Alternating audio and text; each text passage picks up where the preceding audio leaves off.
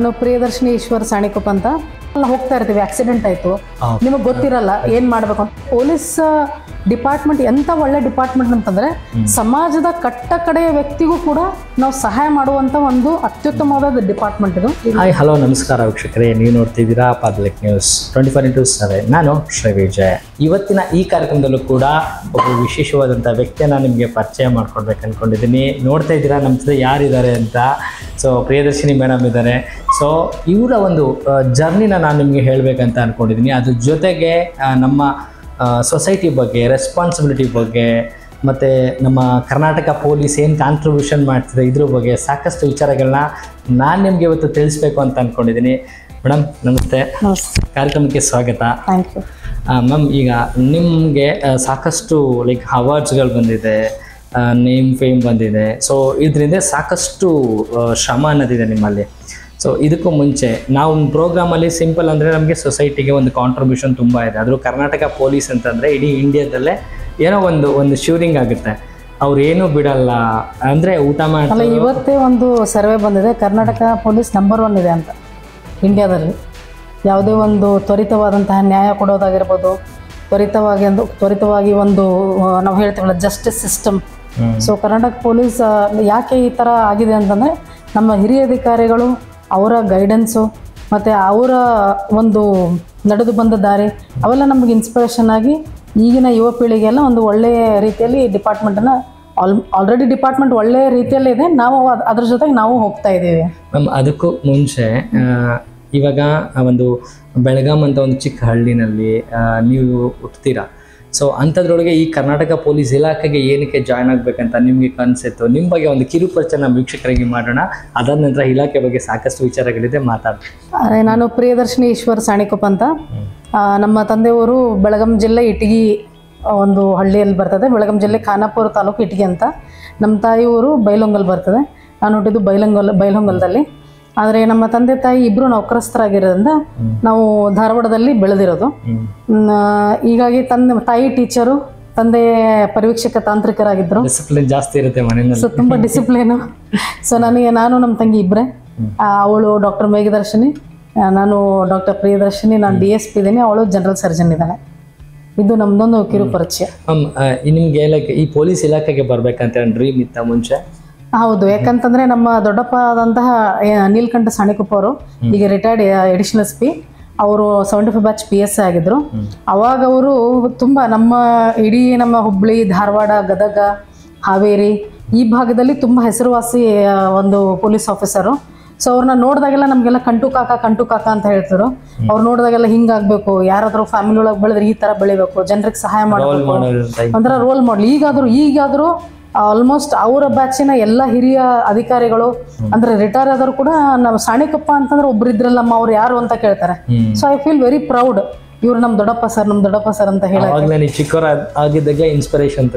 ಅವ್ರನ್ನ ಯಾವಾಗಲೂ ನಾವು ಧಾರವಾಡದಲ್ಲಿ ನಾನು ಸಂಜೆ ಸ್ಕೂಲ್ ಮತ್ತು ಕೆ ಬೋರ್ಡ್ ಸ್ಕೂಲಲ್ಲಿ ಓದಿದ್ದು. ಸೊ ಯಾವಾಗಲೂ ನಾವು ಒಂದು ದಾಟಬೇಕಾದ್ರೆ ಇವ್ರು ನೋಡ್ರಿ ಸಾಣಿಕೊಪ್ಪ ಸರ್ದು ಕಾಕನ ಮಗಳು ಅಂತ ಹೇಳೋರು.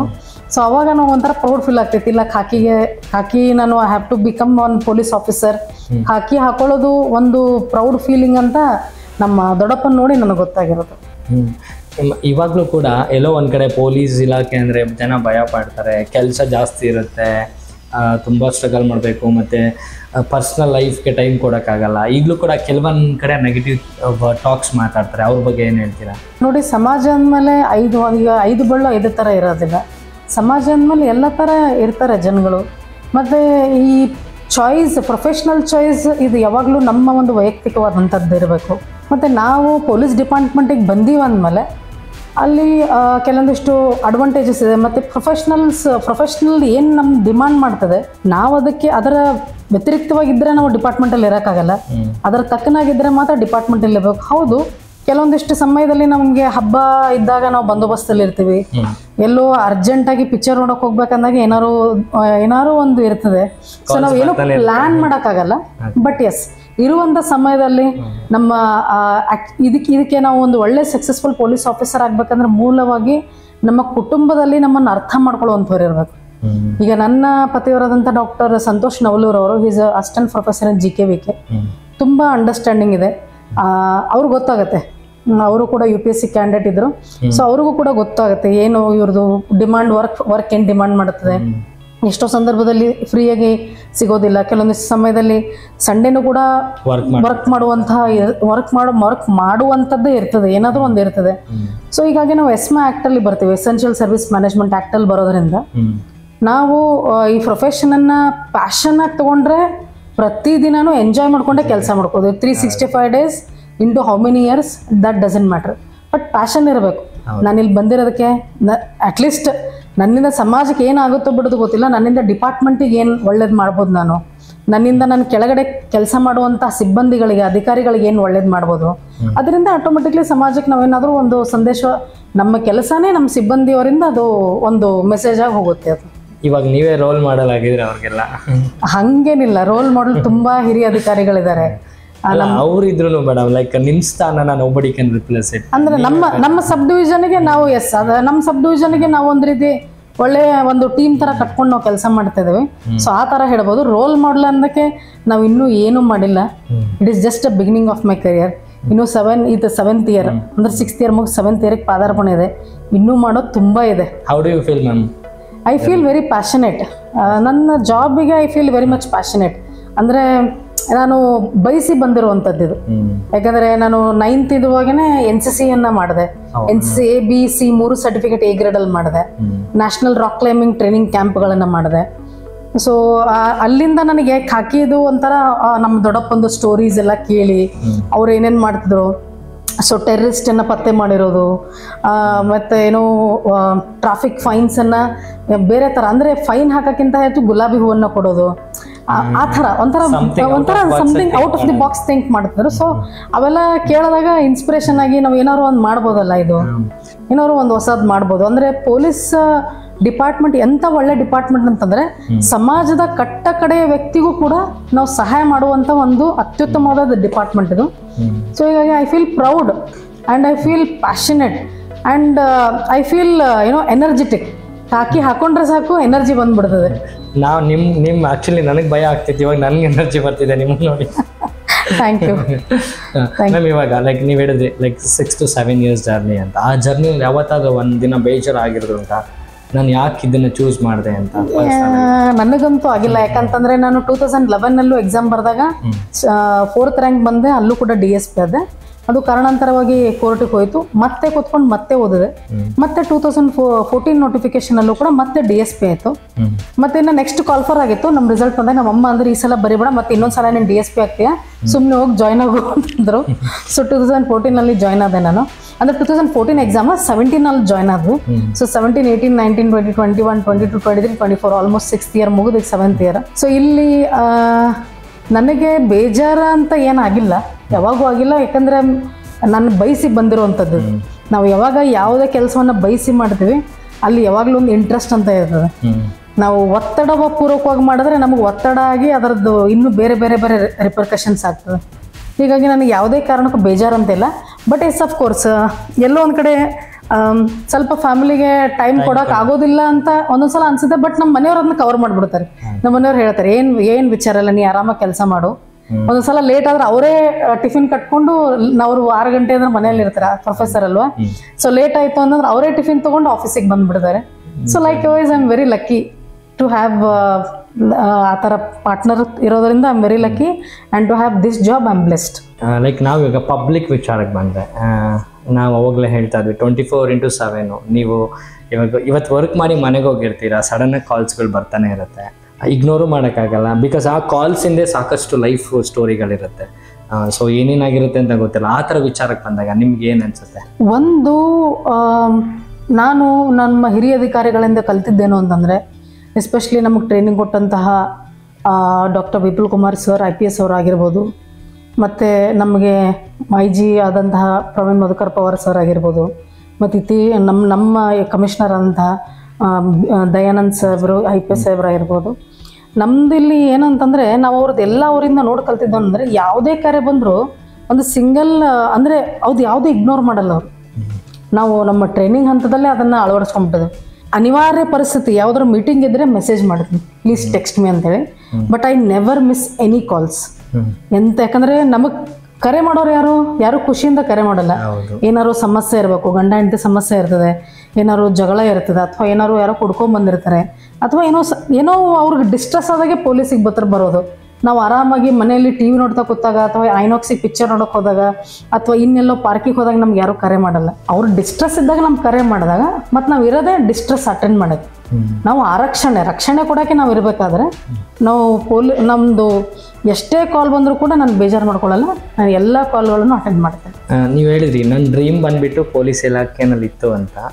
ಬಟ್ ನೀವು ಕೂಡ ಲೈಫಲ್ಲಿ ಕೂಡ ಇಮ್ಯಾಜಿನ್ ಮಾಡ್ಕೊಳಕ್ಕಾಗಿರಲ್ಲ ಆ ಥರ ಕೇಸಸನ್ನು ಹ್ಯಾಂಡಲ್ ಮಾಡಿರ್ತೀರ ನಿಮ್ಮ ಲೈಫ್ ಜರ್ನಿನಲ್ಲಿ. ಅದು ನಿಮಗೆ ತುಂಬ ನೆನಪಾಗಂಥ ಕೇಸ್ಗಳು, ಯಾವುದಾದ್ರು ಒಂದು ಇಂಟ್ರೆಸ್ಟಿಂಗ್ ಸ್ಟೋರಿ ನಮ್ಮ ವೀಕ್ಷಕರಿಗೆ. ಯಾಕೆ ಅಂದರೆ ಮ್ಯಾಮ್, ಲೈಕ್ ಈಗಿನ ಕಾಲದಲ್ಲಿ ಬಿಲೋ 18s ಇರ್ತಾರೆ, ಅವ್ರು ಏನು ಮಾಡಬೇಕು ಏನು ಮಾಡಬಾರ್ದು ಅಂತ ಗೊತ್ತಿರಲ್ಲ. ಆಮೇಲೆ ಮೆಚೂರ್ಡ್ ಪೀಪಲ್ ಇರ್ತಾರೆ, ಏನು ಮಾತಾಡಬೇಕು ಹೇಗೆ ನಡ್ಕೋಬೇಕಂತ ಗೊತ್ತಿರಲ್ಲ. ಚಿಕ್ಕ ಚಿಕ್ಕ ವಿಚಾರಗಳಿಗೆ ದೊಡ್ಡ ದೊಡ್ಡ ತಪ್ಪುಗಳು ಮಾಡ್ತಾರೆ. ಅಂಥವ್ರಿಗೆಲ್ಲ ಲೈಕ್ ಕಿವಿ ಮಾತಾಗಿರ್ಬೋದು. ಅಂದರೆ ನಿಮ್ಮ ಸರ್ವೀಸ್ನಲ್ಲಿ ಡಿಫ್ರೆಂಟಾಗಿರೋ ಕೇಸ್ ಆಗಿರ್ಬೋದು, ಅದ್ರ ಬಗ್ಗೆ. ಅದೇ ನಮ್ಮ ಸರ್ವಿಸಲ್ಲಿ ನಾನು ನೋಡಿದ್ದು ಒಂದು ವೆರಿ ಅಂದರೆ ಟ್ರಾಜಿಕ್. ಇದು ಚಾಮರಾಜನಗರದಲ್ಲಿ ಒಂದು 4 ಜನ ತೀರಿ ಹೋಗ್ತಾರೆ, ತಂದೆ ತಾಯಿ ಮತ್ತಿಬ್ಬರು ಮಕ್ಕಳು. ಯಾಕೆ ಅಂತಂದರೆ ಅಲ್ಲಿ ಕೋವಿಡ್ ಬಂದಾಗ ಅವ್ರನ್ನ ಯಾರೂ ಮಾತಾಡಿಸಿಲ್ಲ ಅನ್ನೋ ಕಾರಣಕ್ಕೆ, ನೋವಿಗೆ ಅವತ್ತು ಆ 4 ಜನ ಹೆಂಚಂತ ಬರುತ್ತಲ್ಲ, ಹೆಂಚಿಂದ ಇದು ಒಂದು ಪ್ಯಾರಾಪಟ್ ಬರುತ್ತಲ್ಲ, ಅದಕ್ಕೆ ಹಾಕೊಂಡಿರ್ತಾರೆ. ಅವಾಗ ತಾನೇ ನಾನು ಚಾರ್ಜ್ ತೊಗೊಂಡು ಒಂದು 4-5 ತಿಂಗಳಾಗಿರ್ತದೆ. ಅದನ್ನ ನೋಡಿದಾಗ ನನಗೆ ಅನಿಸ್ತಾ ಇತ್ತು, ಅಟ್ಲೀಸ್ಟ್ ಸಾಯೋಕ್ಕಿಂತ ಮುಂಚೆ ಒಂದು ಡಿಸ್ಟ್ರೆಸ್ ಕಾಲ್ ಇಲ್ಲ, ನಮ್ಮದು ನಂಬರ್ ಕಂಟ್ರೋಲ್ ರೂಮಲ್ಲಿ ಇರ್ತದೆ, ನಮಗೆ ಒಂದು ಕಾಲ್ ಮಾಡಿದ್ರೆ ನಾವು ಬರ್ತಿದ್ವಲ್ಲ. ಅಂದರೆ ಒಂದು ಸಣ್ಣ ಅಂದರೆ ಒಂದು 5 ವರ್ಷದ ಮಗು, ಒಂದು 8 ವರ್ಷದ ಮಗು, ಗಂಡ ಹೆಂಡತಿ. ಅದು ನನಗೆ ತುಂಬ ವೈಯಕ್ತಿಕವಾಗಿ ಅವತ್ತು ನನಗೆ ತುಂಬ ಬೇಜಾರಾಯಿತು ಅದನ್ನು ನೋಡಿ, ಕಣ್ಣಾರೆ ನೋಡಿ. ಆಮೇಲೆ ಅವ್ರು ಇಡೀ ಮನೆತನೇ ಸರ್ವನಾಶ ಆಯಿತು, ಅದು ಮನೆಯೂ ಹಾಗೆ ಮುಚ್ಚೋಯ್ತು. ಆವಾಗ ನನಗೆ ಏನು ಅನ್ಸುತ್ತೆ ಅಂದರೆ, ಸಣ್ಣ ಸಣ್ಣ ಕ್ಷುಲ್ಲಕ ಕಾರಣಕ್ಕೆ ಯಾವತ್ತೂ ಆತ್ಮಹತ್ಯೆಗಳನ್ನು ಮಾಡ್ಕೋಬಾರ್ದು. ಹೀಗಾಗಿ ನಾನು ಎಷ್ಟು ಸಾಧ್ಯ ಆಗುತ್ತೋ ಅಷ್ಟು ಕಾಲೇಜು ಸ್ಕೂಲ್ಗಳಿಗೆ ಹೋಗಿ ಇನ್ಸ್ಪಿರೇಷನ್ ಕೊಡ್ತೀನಿ. ನಾನು ಕೂಡ PUC ಸೆಕೆಂಡ್ ಇಯರ್ ಫೇಲ್ ಆಗೇನೆ ಈ ಸ್ಥಾನದಲ್ಲಿ ಬಂದಿರೋದು. ಏನು ಎಲ್ಲನೂ ಫಸ್ಟ್ ರ್ಯಾಂಕ್ ತೊಗೊಂಡು ಬಂದಿರೋದೆಲ್ಲ, ಜೀವನದಲ್ಲಿ ಎಲ್ಲ ಸೋತಾಗೇನೆ ನಮಗೆ ನೆಕ್ಸ್ಟ್ ಗೆಲುವಿಂದ ಒಂದು ರುಚಿ ಸಿಗುತ್ತೆ. ಸೊ ಅವಾಗ ಯಾರೂ ನಮ್ಮನ್ನ ಮಾತಾಡಿಸ್ಲಿಲ್ಲ, ಎಲ್ಲೋ ನಮಗೆ ಆಸ್ಟ್ರಸೈಸೇಷನ್ ಅಂದರೆ ಸಮಾಜದಿಂದ ನಮ್ಗೆ ದೂರ ಇಟ್ಟಿದ್ದಾರೆ, ನಮಗೆ ತೊಂದರೆ ಆಗ್ತಾ ಇದೆ, ನಮಗೆ ನೋವು ಆಗ್ತಾ ಇದೆ, ನಮಗೆ ಹೇಳ್ಕೊಳಕ್ಕೆ ಯಾರಿಲ್ಲ ಅಂತಂದಾಗ ಪೊಲೀಸ್ ಮಿತ್ರ ಇದ್ದಾರೆ. ಈಗ ಸದ್ಯಕ್ಕೆ ನಮ್ಮದು DGIG ಸಾಹೇಬರು ಆಗಿರ್ಬೋದು, ನಮ್ಮ ಕರ್ನಾಟಕ ರಾಜ್ಯ ಪೊಲೀಸ್ ವತಿಯಿಂದ 112 ನಂಬರ್, ಎಂಥ ಗೋಲ್ಡನ್ ನಂಬರ್ ಅಂದರೆ ಅದು. ಎಂಥ ಡಿಸ್ಟ್ರೆಸ್ ಅಲ್ಲಿ 112ಕ್ಕೆ ನೀವು ಕರೆ ಮಾಡಿದ್ರೆ ಬ್ಯಾಂಗ್ಳೂರು ಸಿಟಿಯಲ್ಲಿ ನಿಮಗೆ 6ರಿಂದ 7 ನಿಮಿಷದಲ್ಲಿ ನಿಮಗೊಂದು ಪೊಲೀಸು, ಒಬ್ಬ ಅಧಿಕಾರಿ, ಒಬ್ಬ ಡ್ರೈವರು ವಿತ್ ಬಾಡಿ ಕ್ಯಾಮ್ರಾ ಬಂದ ತಕ್ಷಣ ರೆಕಾರ್ಡಿಂಗ್ ಮಾಡಿ ಅದು ಏನಾಗುತ್ತೆ ಅದು ಪ್ರತಿಯೊಂದು ಕಂಟ್ರೋಲ್ ರೂಮಿಗೆ ಲಾಗ್ ಆಗಿ ಅದಕ್ಕೊಂದು ಪರಿಹಾರ ಸ್ಪಾಟಲ್ಲಿ ಕೊಡೋದ್ರೆ ಸ್ಪಾಟಲ್ಲಿ, ಇಲ್ಲ ಸ್ಟೇಷನ್ಗೆ ಸ್ಟೇಷನ್ಗೆ ಕರ್ಕೊಂಬರ್ತಾರೆ. ಅಂದರೆ ಕೇಳುವ ಕಿವಿಗಳಿದಾವೆ ಡಿಪಾರ್ಟ್ಮೆಂಟಲ್ಲಿ. ನೀವು ಹೇಳಲಿಕ್ಕೆ ಭಯ ಪಡಬೇಡಿ, ಯಾಕಂದರೆ ನಾವೀಗ ಪೀಪಲ್ ಫ್ರೆಂಡ್ಲಿ ಪೊಲೀಸಿಂಗ್ ಆಸ್ಪೆಕ್ಟ್ ನಾವು ಪ್ರಾಕ್ಟೀಸ್ ಮಾಡ್ತಾ ಇದ್ದೇವೆ. ಸಮಾಜಮುಖಿಯಾಗಿರುವಂಥ ಪೊಲೀಸಿಗೆ ನೀವು ಹೆದರೋ ಅವಶ್ಯಕತೆ ಇಲ್ಲ. ಒಂದು ಎರಡನೇದು, ಇನ್ನೂ ಒಂದು ನಾವು ಅನುಭವಿಸಿದ ನೋವು ಏನಂತಂದರೆ, ಈ ಕೋವಿಡಲ್ಲಿ 34 ಜನ ತೀರ್ ಹೋಗ್ತಾರೆ ಚಾಮರಾಜನಗರದಲ್ಲಿ. ಆ 34 ಜನ ತೀರ್ ಹೋದಾಗ ತುಂಬ ದೊಡ್ಡ ಲಾ ಆ್ಯಂಡ್ ಆರ್ಡರ್ ಆಗುವಂತಹ ಸಂದರ್ಭ ಇದ್ದಾಗ ನಮ್ಮ SP ಸಾಹೇಬರು, IG ಸಾಹೇಬರು ಎಲ್ಲ ಧೈರ್ಯ ಕೊಟ್ಟು ಇಡೀ ಒಂದು ಆ ಕ್ಯಾಂಪಸನ್ನು ಕಂಟ್ರೋಲಿಗೆ ತಗೊಂಡು ಹೆಣಗಳನ್ನ ಸಾಗಿಸ್ಲಿಕ್ಕೆ ಆಗದಂಥ ಪರಿಸ್ಥಿತಿ ಇತ್ತು ಅವಾಗ. ಹೀಗಾಗಿ ನಾವೇ SP ಸಾಹೇಬ್ರದ ಒಂದು ಪರ್ಮಿಷನ್ ಕೇಳಿ, ಇಲ್ಲ ಇದು ಯಾಕಂದರೆ ಅಲ್ಲಿ ಮೆಡಿಕಲ್ ಅವ್ರು ಯಾರಿದ್ರು ಅವ್ರನ್ನ ನಾವು ಮುಟ್ಟಕ್ಕೆ ಬಿಡಲ್ಲ ಅಂತ ಒಂದು ಸ್ವಲ್ಪ ಅಂಥ ಸಿಚುವೇಶನ್ ಇತ್ತು. ಆವಾಗ ನಾವೇ PPE ಕಿಟ್ ಹಾಕ್ಕೊಂಡು ಸ್ವತಃ ಹೆಣ ಸಾಗಿಸಿದ್ದು. ಅಂದರೆ ಆ ಒಂದು ರೂಮಲ್ಲಿ 32 ಜನ ಇದ್ದಿದ್ದು ನಾವು ಸಾಗಿಸಿರುವಂಥದ್ದು, ಮತ್ತು ಲೋಕಲ್ ಜನಗಳು ನಮಗೆ ಹೆಲ್ಪ್ ಮಾಡಿದ್ದು, ಅದು ಒಂದು ತುಂಬ ಸಾರ್ಥಕವಾದಂತಹ ಒಂದು ಭಾವನೆ ಇದೆ. ಮತ್ತು ಫ್ಲಡ್ಸ್ ಬಂತು ಚಾಮರಾಜನಗರದಲ್ಲಿ. ಫ್ಲಡ್ಸ್ ಬಂದಾಗ ಏನು ಮಾಡಬೇಕು ಅಂತ ಒಬ್ಬ ವ್ಯಕ್ತಿ ತುಂಬ ದೂರದಲ್ಲಿ ಸಿಲುಕ್ ಹಾಕೊಂಡ್ಬಿಟ್ಟಿದ್ದ. ರಾತ್ರಿ 10 ಗಂಟೆಗೆ ನಮಗೆ ಗೊತ್ತಾಯ್ತು, ನಮಗೆ ತಹಶೀಲ್ದಾರಿಗೆ. ಇಮಿಡಿಯೇಟ್ SDRF ಬಂದಿತ್ತು, ಯಾರು ಧೈರ್ಯ ಮಾಡಕ್ತಾ ಇರಲ್ಲ. ತುಂಬ ದೊಡ್ಡ ಫ್ಲಡ್ ಬಂದಿತ್ತು 2022ರಲ್ಲಿ. ಮತ್ತು ನಾವು ಧೈರ್ಯ ತಗೊಂಡು ನಮ್ಮ ತಹಶೀಲ್ದಾರು, ನಾವು ಮತ್ತು ಫೈರ್ ಅವರು ಆ ಒಬ್ಬ ವ್ಯಕ್ತಿಗೋಸ್ಕರ ಹೋಗಿ ರಾತ್ರಿ 2 ಗಂಟೆವರೆಗೂ ನಿಂತ್ಕೊಂಡು SDRF ಅವ್ರಿಗೆ ಹೋಗಿ ಬರೋವರೆಗೂ ನಾವು ಒಂದು ಬೋಟಲ್ಲಿ ಹೋಗಿ ಆ ವ್ಯಕ್ತಿನ ಕರ್ಕೊಂಡ್ಬಂದ್ವಿ. ಅವರು ಇವತ್ತಿಗೆ 2 ವರ್ಷ ಆಯ್ತು ಅವ್ರ ಸೇವಾಗ. ಅವ್ರ ಮಗ ಇವತ್ತು ಹೇಳ್ತಾನೆ, ಮನು ಅಂತಿದ್ದಾನೆ, ಅವ್ನು ಹೇಳ್ತಾನೆ, ನಮ್ಮ ತಂದೆ ಅದು ಉಳಿದಿದ್ರೆ ಅದು ನಿಮ್ಮಿಂದ ತಹಶೀಲ್ದಾರ್ನ ಅಂತ ಹೇಳಿ. ಸೊ ಇವೆಲ್ಲ ತೃಪ್ತಿ ಕೊಟ್ಟಂಥ ಕೆಲಸಗಳು. ಕೇಸ್ಗಳು ಸುಮಾರು ಮಾಡಿದ್ವಿ, ಬಟ್ ಕೇಸ್ಗಳನ್ನು ನಾವು ಡಿಸ್ಕಸ್ ಮಾಡೋಕ್ಕಾಗೋದಿಲ್ಲ. ಬಟ್ ತೃಪ್ತಿ ಕೊಟ್ಟಂಥ ಕೆಲಸಗಳನ್ನು ನಾನು ಹೇಳ್ಬೋದು. ಮತ್ತಷ್ಟು ಸುದ್ದಿಗಳಿಗಾಗಿ ನೋಡ್ತಾ ಇರಿ ಪಬ್ಲಿಕ್ ನ್ಯೂಸ್ 24x7. ಇದು ಸತ್ಯದ ಧ್ವನಿ.